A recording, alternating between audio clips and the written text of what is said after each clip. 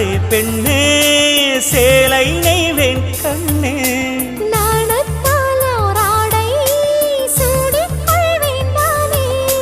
பாயாகும் அடி சொல்லாதே பஞ்சண புதையல் ரகசியமே சாய்ந்தாடும்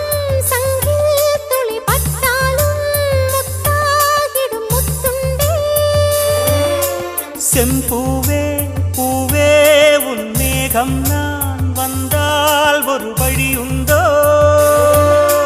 மன்னவன் விரல்கள் பல்லவன் ஒளியோ படை கொண்டு நடக்கும் மன்மத சிலையோ